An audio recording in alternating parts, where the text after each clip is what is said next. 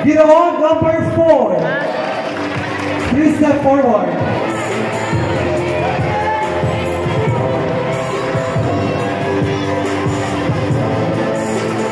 Judge number 1, kayo po magbibigay ng question sa ating Ginoon number 4.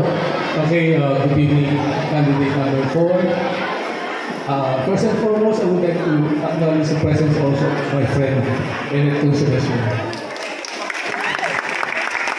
Alright, anyway, would you mind if I ask your age? Ilan taon ka na? I'm 18. So considering that you are 18 years old, I will say it in English and then on Tagalog. How would you look at yourself 5 years from now? Ano ang sa palagay mo, ang pagkatapos ng 5 taon, saan ka? Magandang gabi po sa ating lahat. Thank you po sa isang napakagandang tanong po. Nakikita ko po ang aking sarili, 5 taon simula ngayon, na nagpupursige at patuloy na kinakamit ang aking mga pangarap sa buhay. Mga pangarap na hindi makakamit sa una at sa mga susunod pang taon lamang. Kinakailangan ng mahabang proseso at mahabang panahon upang makamit ang aking pangarap. Kaya sa 5 taon, makalipas ngayon, ako pa rin ay isang kabataan na nagpupursige at nagbibigay ng buong lakas at buong makakaya upang makamit ang aking mga pangarap.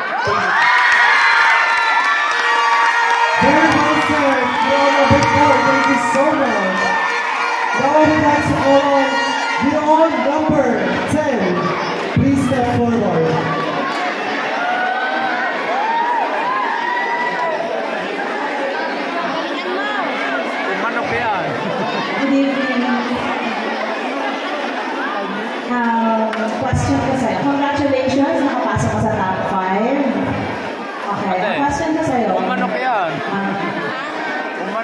Bilang isa sa mga kandidato ng Ginoong Bukana, paano ka magiging isa sa mga good example sa mga kabataan ng bagong henerasyon?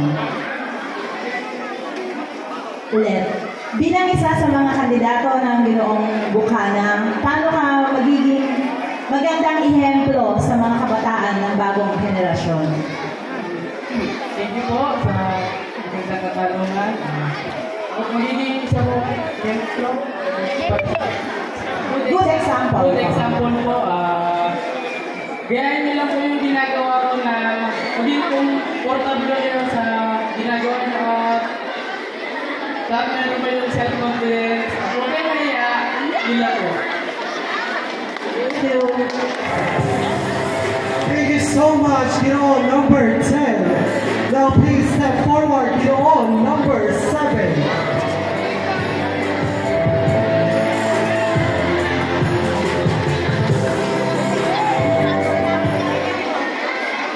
Good evening, everyone. Congratulate ko kayong lahat ng kasama ngayon. Nakita ko na marami palang gwapo dito sa Bukana. Congratulations at making support para sa akin marami kayo.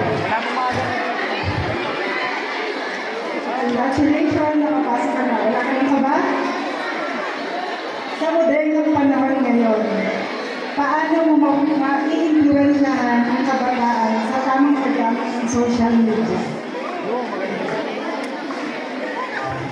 Magagamit ko po ang social media sa pamamagitan po ng pagpo-post po ng mga mabubuting gawin na ginagawa ng ating barangay sa social media na maaaring makita ng ating mga kabataan.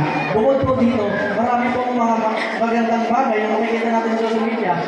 Hindi naman po pag sinabi natin social media is about na po sa mga napapanahon ngayon ng mga issue po.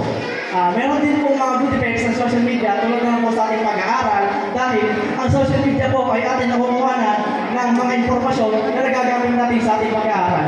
Magagamit ko po ang social media po sa mabuting paraan po at gagawin ko po ang aking sarili na mabuting ehemplo para po sa ating mga kabataan at sa hinaharap ng ating barangay. Maraming salamat. Thank you so much, Ginoong number 7. Now I would like to call on Ginoong number 2.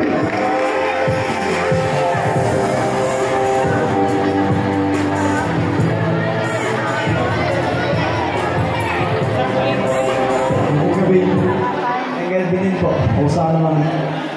Excited naman po konti. Ready ka na ba sa yung hashtag question? Pwede naman po.